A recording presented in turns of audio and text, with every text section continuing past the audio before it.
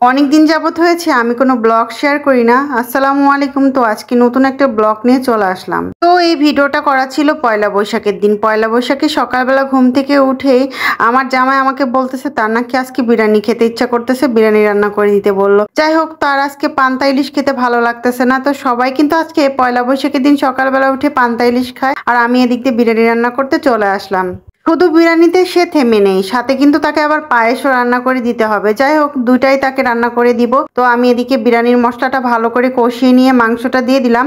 মাংসটা ভালো করে কিন্তু রান্না করা হয়ে গিয়েছে। চালটা ভালো করে আগের থেকে ধুয়ে পানিটা ঝরিয়ে নিয়ে ভালো করে চালটা ভেজে তারপরে দিয়ে দিয়েছি।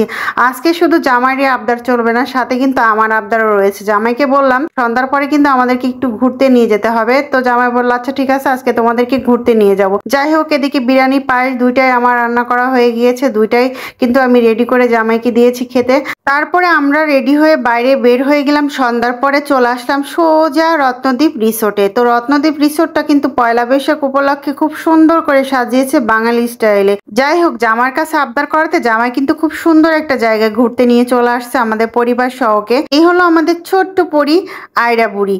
তো আয়রা বুড়িকে বললাম একটুখানি ফ্যাশন করো। তো আয়রা বুড়ি তো পারলোই না, লাস্টে সবাই মিলে ঘুরতে ঘুরতে সুইমিং পুলের কাছে চলে আসলাম। তো রাত্রে লাইটিং করা সুইমিং পুলটা দেখতে যে এত দারুণ লাগতেছে, যা মন ভরে যাচ্ছে। যাই হোক, তো আয়রা বুড়ি আজকে বললো যে তার নাকি এখানে গোসল করতে ইচ্ছা করতেছে। তো যেহেতু গোসল করতে মেয়ে আবদার করেছে, তো তাকে তো এখানে নামিয়ে দিতেই হবে। আর আমরা একটু এর ভিতরে হাত দিয়ে দেখতেছিলাম যে কেমন লাগতেছে। পরে আয়রাকে কিন্তু আমরা এখানে নামিয়ে দিয়েছি। আয়রা ইচ্ছে মতন কিন্তু গোসল করে নিয়েছে, খুবই ভালো লাগছিল দেখতে। রাত্রে লাইটিং করা জায়গাটাও দেখতে যেরকম সুন্দর, আমাদের কিন্তু আনন্দ করতেও ওরকম মনটা ভরে আছে। যাই হোক, ফুলগুলো কিন্তু লাইটিং এর মাঝে দেখতে কিন্তু খুবই সুন্দর লাগতেছে। তো আমরা সবকিছু ঘুরে ঘুরে দেখে লাস্টে চলে আসলাম। আমাদের একটু ক্ষুধা লেগে গিয়েছে খাওয়া দাওয়া করার জন্য। তো এই যে দেখেন একদম বাঙালির মতন করে সাজানো এগুলো। এই যে আমাদের আয়রামণি কি খাবে হাঁটাহাঁটি করতেছে। ও তো কোনো কিছুই খায় না, শুধু বায়নাই ধরে। যাই হোক, তো এই যে অনেক ধরনের খাবার এখানে আছে। তো আমরা এখানে থেকে লাস্টে চলে আসছি খাবার খেতে।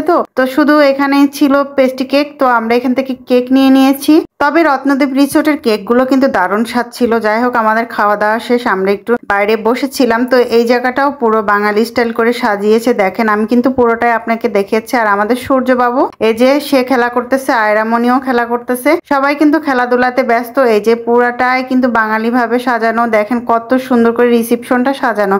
আজকের দিনটা কিন্তু সবাই আনন্দ করে নিলাম। যাই হোক, তো রিসিপশনটা একদম খুবই সুন্দর লাগছিল, বাঙালির মতন ভাব দিয়ে রিসিপশনটা কিন্তু সাজানো। তো আমরা একটু ঘোরাঘুরি করে আমি একটু পাও দোলাদুলি করলাম। আর এই যে বাইরে চলে আসলাম, বাইরে আবার এই যে রঙিন মাছগুলো। তো রঙিন মাছগুলো দেখতে কিন্তু দারুণ লাগছিল। তো আজকে ভিডিওটা এখানেই শেষ করলাম। আল্লাহ হাফেজ।